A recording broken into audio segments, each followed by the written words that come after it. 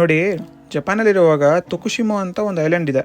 ಅಂದರೆ ಆ ತೊಕುಶಿಮಾ ಐಲ್ಯಾಂಡ್ ಏನಕ್ಕೆ ಹೋಗಿದ್ವಿ ಅಂದರೆ ಅಲ್ಲೊಂದು ರಾಫ್ಟಿಂಗ್ ಇತ್ತು.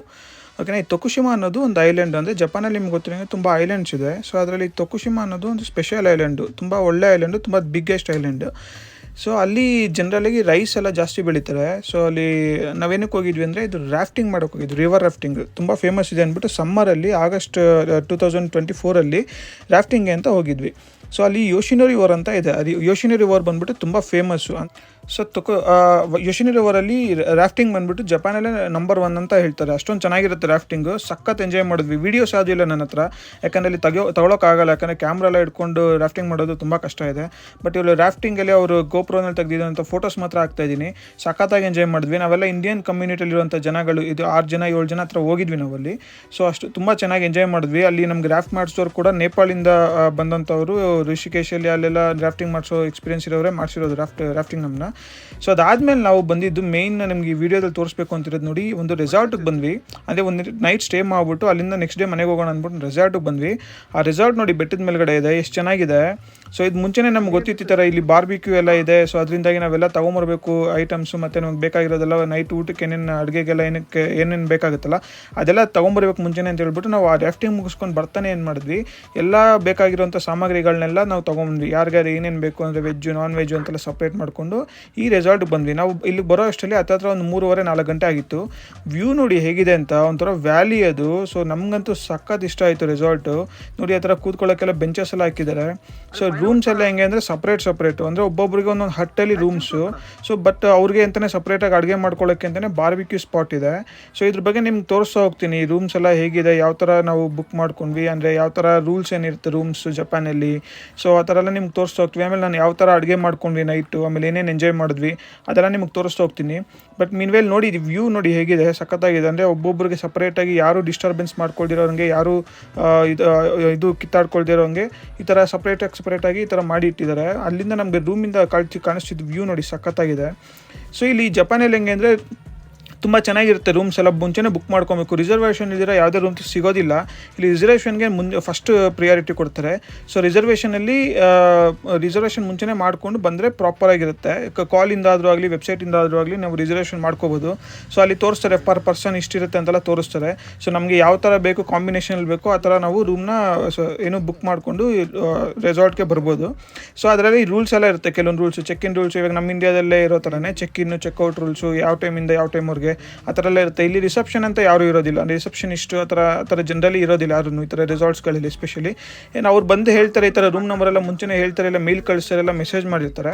ಸೊ ಅದ್ರ ಪ್ರಕಾರವಾಗಿ ನಾವು ಆ ರೂಮ್ನ ನಾವು ರೂಮಲ್ಲಿ ಇದ್ದು ಸ್ಟೇ ಮಾಡಿ ಎಲ್ಲ ನೀಟಾಗಿ ಬರಬೇಕು. ಆ್ಯಂಡ್ ಅದಾದಮೇಲೆ ಕ್ಲೀನಿಂಗ್ ಇದೆಯಲ್ಲ, ಇದು ತುಂಬ ಇಂಪಾರ್ಟೆಂಟು. ಕ್ಲೀನಿಂಗ್ ಇಲ್ಲಿ ಜಪಾನಲ್ಲಿ ಯಾವುದೇ ರೂಮ್ ತೊಗೊಂಡ್ರೆ ನಾವು ಕ್ಲೀನಿಂಗ್ ಏನಿದೆಯಲ್ಲ ಅದು ನಾವು ನೀಟಾಗಿ ಮಾಡಿಕೊಟ್ಟೋಗ್ಬೇಕು. ಅಂದರೆ ನಾವು ರೂಮ್ ಈ ಥರ ರೆಸಾರ್ಟ್ಸ್ ಎಲ್ಲ ತೊಗೊಂಡು ಗ್ರೂಪ್ ಸ್ಟೇ ಮಾಡಿದಾಗ ಅಲ್ಲಿ ಯಾವುದೇ ರೀತಿ ಗಲೀಜು ಮಾಡ್ಬೋದು. ನೆಕ್ಸ್ಟ್ ಯಾರು ಬರ್ತಾರಲ್ಲ ಚೆಕ್-ಇನ್ ಆಗ್ತಾರಲ್ಲ, ಚೆಕ್-ಇನ್ ಆಗೋರು ಕೂಡ ನಾವು ಚೆಕ್-ಇನ್ ಆದಾಗ ಯಾವ ಥರ ಇತ್ತು ರೂಮು ಅಷ್ಟೇ ನೀಟಾಗಿ ಬಿಟ್ಕೊಡೋ ಥರ ಅಷ್ಟು ನೀಟಾಗಿ ಅವರು ರೂಮ್ನ ಇಟ್ಟು ಹೋಗ್ತಾರೆ.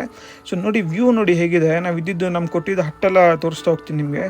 ಸೊ ನಮ್ಗೆ ಒಳ್ಳೆ ಎಕ್ಸ್ಪೀರಿಯೆನ್ಸು. ಸಾಯಂಕಾಲ ನಾವು ಹೋಗಿದ್ದು ಸಮ್ಮರಲ್ಲಿ ಸ್ವಲ್ಪ ಹಾಟ್ ಆಗಿತ್ತು, ಬಟ್ ಒಳ್ಳೆ ಎಕ್ಸ್ಪೀರಿಯೆನ್ಸು. ಬನ್ನಿ ನಿಮಗೆ ರೂಮ್ ತೋರಿಸ್ತಾ ಹೋಗ್ತೀನಿ. ಸೊ ನೋಡಿ ನಮಗೆ ಕೊಟ್ಟಿದ್ದ ರೂಮು ಇದು, ಇಲ್ಲಿ ಕಾಣಿಸ್ತಿದೆಯಲ್ಲ ಈ ಹಟ್ಟು. ಇದರಲ್ಲೇ ನಾವು ಎಲ್ಲ ಬಂದಿದ್ದಂಥ ನಾವೆಲ್ಲರೂ ಇದೇ ರೂಮಲ್ಲೇ ಸ್ಟೇ ಮಾಡಬೇಕಿತ್ತು. ಅಂದರೆ ಸಪ್ರೇಟಾಗಿ ಬೆಡ್ಸ್ ಎಲ್ಲ ಇಟ್ಟಿರ್ತಾರೆ, ಒಂದೊಂದು ಬೆಡ್ ಥರ ಇಲ್ಲಿ ಇಟ್ಟಿರ್ತಾರೆ.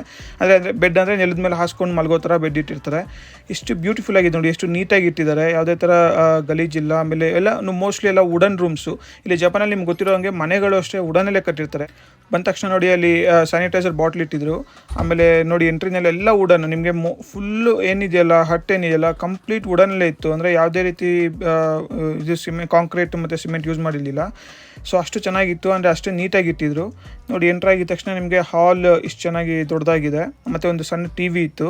ಅದಾದಮೇಲೆ ಮೇಲ್ಗಡೆ ಅಟ್ಟ ಅಂತೀವಲ್ಲ, ನಾವು ಅಟ್ಟದ ಥರ ಮೇಲ್ಗಡೆನೂ ಮಲ್ಗೋ ಥರ ಜಾಗ ಇತ್ತು ನಮಗೆ. ಅಂದರೆ ನಾವು ತುಂಬ ಜನ ಇದ್ವಲ್ಲ, ಸೊ ಮಲ್ಗೋದಕ್ಕೆಲ್ಲ ಆಗಲಿ ಅಂದ್ಬಿಟ್ಟು. ನೋಡಿ ಟಾಯ್ಲೆಟ್ ನೋಡಿ ಎಷ್ಟು ಚಿಕ್ಕದಾಗಿದೆ.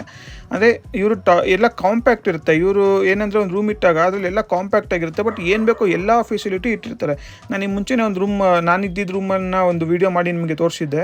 ಆ ಕಾಂಪ್ಯಾಕ್ಟ್ ಪ್ಲೇಸಲ್ಲಿ ಎಲ್ಲನೂ ಹೇಗೆ ಫಿಟ್ ಮಾಡಿದ್ರು ಅಂದರೆ ಒಂದು ಮನುಷ್ಯ ಬದುಕೋದಕ್ಕೆ ಬೇಕಾಗಿರೋಂಥ ಎಲ್ಲ ಐಟಮ್ಸು ಎಲ್ಲ ಮತ್ತು ಎಲ್ಲ ಜಾಗ ಎಲ್ಲ ಯಾವುದೇ ಥರ ಫೆಸಿಲಿಟಿ ಏನಿದೆಯಲ್ಲ ಎಲ್ಲನೂ ಕಾಂಪ್ಯಾಕ್ಟಾಗಿ ಎಲ್ಲ ಚಿಕ್ಕದಾಗಿ ಇಟ್ಟಿರ್ತಾರೆ. ಎಲ್ಲ ಚಿಕ್ಕದಾಗಿ ಇದ್ದರೂ ಸರಿ ಚೆನ್ನಾಗಿರುತ್ತೆ, ಅಂದರೆ ನೀಟಾಗಿರುತ್ತೆ. ಸೊ ನೋಡಿ ನಮ್ಮ ರೂಮಿಂದ ವ್ಯೂ ಹೇಗೆ ಕಾಣ್ತಿತ್ತು, ಹೊರಗಡೆ ಬಾಲ್ಕನಿ ಇತ್ತು, ಬಾಲ್ಕನಿಯಿಂದ ನೋಡಿ ಹೀಗೆ ವ್ಯೂ ಹೇಗೆ ಕಾಣ್ತಿದೆ. ಅಂದರೆ ಒಳ್ಳೆ ಎಕ್ಸ್ಪೀರಿಯೆನ್ಸ್ ಇದು ಮಾತ್ರ, ಅಂದರೆ ಪ್ರಶಾಂತವಾಗಿತ್ತು. ಅಲ್ಲಿಂದ ನೋಡಿ ಅಲ್ಲಿ ವ್ಯಾಲಿ ಥರ ಅಲ್ಲಿ ರಿವರ್ ಇತ್ತು ಅಲ್ಲಿ. ಸೊ ಅದಾದಮೇಲೆ ಬೇರೆ ಹಟ್ಸು ಮತ್ತು ಮರಗಳು. ಅದೇ ಇಲ್ಲಿ ಆಟಮ್ ಬರುತ್ತಲ್ಲ ಸೀಸನ್ನು, ಎಲೆ ಕಲರ್ ಚೇಂಜ್ ಆಗುತ್ತಲ್ಲ, ಆವಾಗ ಬಂದಿದ್ರೆ ಇನ್ನೂ ಸೂಪರ್ ಆಗಿರೋದು. ಬಟ್ ಆ ಟೈಮಲ್ಲಿ ನಮ್ಗೆ ಹೋಗೋಕ್ಕಾಗಲಿಲ್ಲ. ಸೊ ಅಷ್ಟು ಚೆನ್ನಾಗಿರುತ್ತೆ ಇಲ್ಲಿ ಎಕ್ಸ್ಪೀರಿಯೆನ್ಸಸ್ ಎಲ್ಲ. ಇಲ್ಲಿ ರೆಸಾರ್ಟ್ಸಲ್ಲಿ ಯಾರೂ ಡಿಸ್ಟರ್ಬೆನ್ಸ್ ಮಾಡೋದಾಗಲಿ, ಅಂದರೆ ಪಕ್ಕದಲ್ಲಿ ಇನ್ನೊಬ್ರು ಜಗಳ ಮಾಡೋದಾಗಲಿ ಆ ಥರ ಎಲ್ಲ ಯಾರೂ ಇದು ಮಾಡೋದಿಲ್ಲ. ಅವ್ರ ಪಾಡ್ಗೋರು ಇರ್ತಾರೆ, ದೂರ ಅದಕ್ಕೆ ದೂರ ಕೊಟ್ಟಿದ್ದಾರೆ ನೋಡಿ, ಯಾರಿಗೂ ಯಾವುದೇ ರೀತಿ ಡಿಸ್ಟರ್ಬ್ ಆಗಬಾರ್ದು ಅಂತ. ಸೊ ಅದಾದಮೇಲೆ ನೋಡಿ ಇಲ್ಲಿ ಮೇಲ್ಗಡೆ ಅಟ್ಟ ಇದೆಯಲ್ಲ, ಅಟ್ಟದ ಮೇಲ್ಗಡೆನೂ ನಮಗೆ ರೂಮ್ಸ್ ಕೊಟ್ಟಿದ್ರು, ಎಲ್ಲ ಚಿಕ್ಕದಾಗಿ ಎಲ್ಲ, ಬಟ್ ಎಲ್ಲ ನೋಡಿ ಮೋಸ್ಟ್ಲಿ ವುಡನಲ್ಲೇ ಮಾಡಿದ್ದಾರೆ. ಸೊ ಅಟ್ಟದ ಮೇಲ್ಗಡೆ ನಿಮ್ಗೆ ತೋರಿಸ್ತೀನಿ ನೋಡಿ. ಸೊ ಅಟ್ಟದ ಮೇಲ್ಗಡೆ ಕೂಡ ಈ ತತಾಮಿ ಮ್ಯಾಟ್ಸ್ ಅಂತಾರೆ. ಈ ತತಾಮಿ ಮ್ಯಾಟ್ಸ್ ಇಲ್ಲಿ ತುಂಬ ಫೇಮಸ್, ಅಂದರೆ ತುಂಬ ಕಾಸ್ಟ್ಲಿಯರ್ ಇದು. ಇಲ್ಲಿ ಅವರು ಪವಿತ್ರವಾದದ್ದು ಅಂತ ಭಾವಿಸ್ತಾರೆ. ಅದ್ರ ಮೇಲ್ಗಡೆ ಅವ್ರು ಜನರಲಿ ಊಟ ಮಾಡೋದಾಗಲಿ ಆಮೇಲೆ ಮಲಗೋದಾಗಲಿ ಆದರೂ ಮಾಡ್ತಾರೆ. ಸೊ ಅದರಿಂದ ಏನಂದರೆ ಅವ್ರಿಗೆ ಕೋಲ್ಡ್ ಟೈಮ್ ಮೇಲೆ ಅದು ಬೆಚ್ಚಗಿರುತ್ತೆ, ಮತ್ತು ಅದ್ರ ಮೇಲೆ ಮಲಗಿದ್ರೆ ನಮಗೆ ಒಳ್ಳೆಯದು ಅಂತೇಳಿ ಆ ಥರ ಮಲಗ್ತಾರೆ. ಸೊ ರೂಮ್ ಬಗ್ಗೆ ತೋರಿಸಿದಾಯಿತು. ಈಗ ಸೊ ಹಾಗೆ ನಾವು ಕಂಟಿನ್ಯೂ ಮಾಡ್ತಾ ಹೋಗೋಣ. ನೋಡಿ ಇಲ್ಲಿ ನಾವು ಏನು ಮಾಡಿದ್ವಿ ನೆಕ್ಸ್ಟು, ಹಾಗೆ ಸುತ್ತಾಡ್ಕೊಂಡು ರೆಸಾರ್ಟಲ್ಲಿ ಏನೇನಿದೆ, ಯಾವ ಥರ ಮಾಡಿದ್ದಾರೆ, ಹೆಂಗೆ ಮೇಂಟೈನ್ ಮಾಡಿದ್ದಾರೆ ಎಲ್ಲ ನೋಡ್ಕೊಂಡ್ವಿ. ಮೇಯ್ನಾಗಿ ಏನು ಗೊತ್ತಾಯಿತು ಇಲ್ಲಿ ಪ್ರಾಬ್ಲಮ್ ನನಗೆ, ಇಂಟರ್ನೆಟ್ ಅದೇ ವೈಫೈ ಇರಲಿಲ್ಲ. ಜನರಲಿ ಇಲ್ಲಿ ಎಲ್ಲೇ ಹೋದ್ರು ನಿಮಗೆ ವೈಫೈ ಇಂಪಾರ್ಟೆಂಟ್, ಯಾಕಂದರೆ ಇಲ್ಲಿ ಡಾಟಾ ಬಂದುಬಿಟ್ಟು ತುಂಬ ಕಾಸ್ಟ್ಲಿ. ನಮ್ಮ ಮೊಬೈಲಲ್ಲಿ ಇರುತ್ತಲ್ಲ ಡಾಟಾಗಳೆಲ್ಲ, ಅವರು ತುಂಬ ಕಾಸ್ಟ್ಲಿ. ಇಲ್ಲಿ ಇಂಡಿಯಾ ಥರ 1.5 GB ಆ ಥರ ಎಲ್ಲ ಇರೋದಿಲ್ಲ. ಸೊ ಇಲ್ಲಿ ತುಂಬ ಕಾಸ್ಟ್ಲಿ ಇರುತ್ತೆ ಡಾಟಾ. ಸೊ ಅದರಿಂದಾಗಿ ನಿಮಗೆ ಹೊರಗಡೆ ಎಲ್ಲಾದರೂ ಹೋದಾಗ, ಮನೆಗಳಲ್ಲಿ ಆದರೂ ಆಗಲಿ, ಆಫೀಸ್ಗಳಲ್ಲಾದರೂ ಆಗಲಿ, ಹೋಟೆಲ್ಗಳಲ್ಲಾದರೂ ವೈಫೈ ಫೆಸಿಲಿಟಿ ಇರುತ್ತೆ. ವೈಫೈ ಕೊಡ್ತಾರೆ, ರೂಮ್ ಚೆಕ್ ಇನ್ ಮಾಡಿದ ತಕ್ಷಣ ವೈಫೈ ಫೆಸಿಲಿಟಿ ಕೊಡ್ತಾರೆ.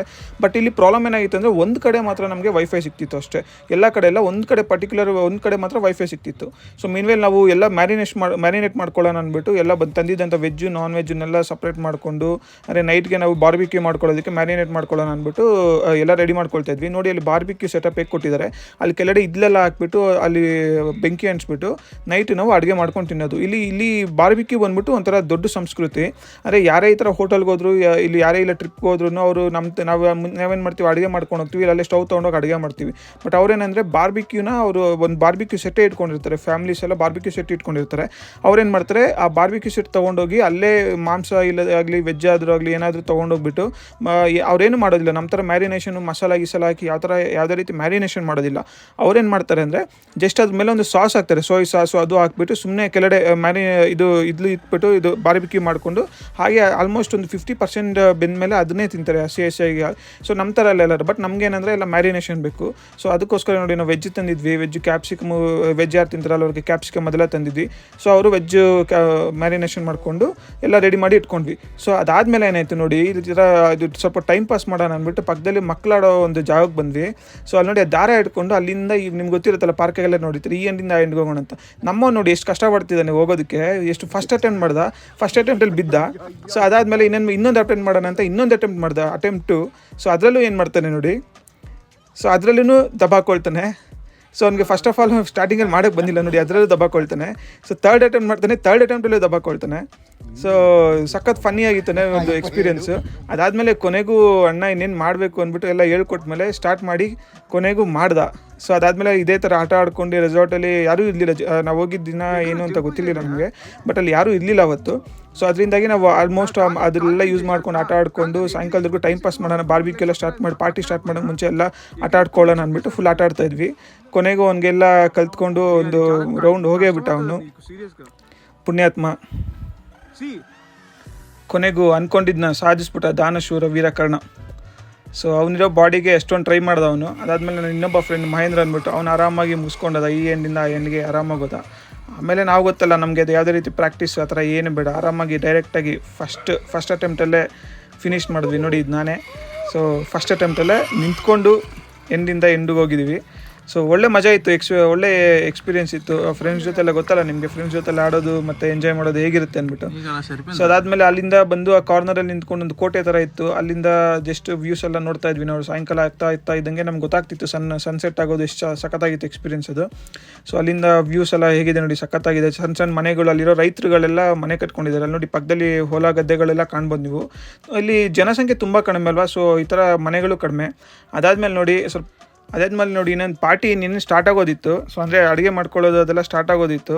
ಸೊ ನಾನು ಕೂಡ ಬಾಬಿ ಡಿಯೋಲ್ ಅನಿಮಲಲ್ಲಿ ಮಾಡಿದಾರಲ್ಲ ಅದೇ ಥರ ಡ್ಯಾನ್ಸ್ ಮಾಡೋಣ ಅಂದ್ಬಿಟ್ಟು ಸ್ಯಾನಿಟೈಸರ್ ಬಾಟ್ಲ್ ಇಟ್ಕೊಂಡು ಡ್ಯಾನ್ಸ್ ಮಾಡ್ತಾ ಹೋದ್ವಿ. ಸೊ ಕೊನೆಗೂ ಬೆಂಕಿ ಹಚ್ಚಿ ಬಾರ್ಬಿಕ್ಯೂ ಸ್ಟಾರ್ಟ್ ಮಾಡೋಣ ಅಂದ್ಬಿಟ್ಟು ಸ್ಟಾರ್ಟ್ ಮಾಡೇ ಬಿಟ್ವಿ. ಸೊ ಬೆಂಕಿ ಏನಂದರೆ ಜನರಲಿ ನಮಗೆ ಅದಕ್ಕೋಸ್ಕರ ನಮಗೆ ಇದ್ಲು ಕೂಡ ಸಿಗುತ್ತೆ ಹೊರಗಡೆ. ನಾವು ಶಾಪಲ್ಲಿ ಪರ್ಚೇಸ್ ಮಾಡ್ಕೊಂಬರ್ಬೇಕು, ಇಲ್ಲಿ ರೆಸಾರ್ಟವರೆಲ್ಲ ಕೊಡೋದಿಲ್ಲ. ಅದು ನಾವು ಹೊರಗಡೆ ಶಾಪಲ್ಲಿ ಪರ್ಚೇಸ್ ಮಾಡ್ಕೊಂಬಂದ್ಬಿಟ್ಟು ಅದಕ್ಕೊಂದು ಬೆಂಕಿ ಹಂಚೋದಕ್ಕೆ ಒಂದು ಜೆಲ್ ಇರುತ್ತೆ, ಆ ಜೆಲ್ನ ತೊಗೊಂಬಂದ್ಬಿಟ್ಟು ಬೆಂಕಿ ಹಂಚ್ಬಿಟ್ಟು ನಾವು ಅದು ನಾಳೆ ಕ್ಲೀನ್ ಮಾಡೋ ಕೂಡ ನಾವು ಅದನ್ನೆಲ್ಲ ನೀಟಾಗಿ ಕ್ಲೀನ್ ಮಾಡಿ. ಇವಾಗ ನೋಡಿ ಅವ್ರು ನಮಗೆ ಹೇಗೆ ಕೊಟ್ಟಿದ್ರಲ್ಲ ಬಾರ್ಬಿಕ್ಯೂ ಮಾಡುವಾಗ ಅದೇ ಥರ ಅಷ್ಟೇ ನೀಟಾಗಿ ಅವ್ರಿಗೆ ಕೊಟ್ಟೋಗ್ಬೇಕು. ನೀಟಾಗಿ ಕ್ಲೀನ್ ಮಾಡಿ ತೊಳೆದು ಕೊಟ್ಟು ಎಲ್ಲ ಹೋಗಬೇಕು.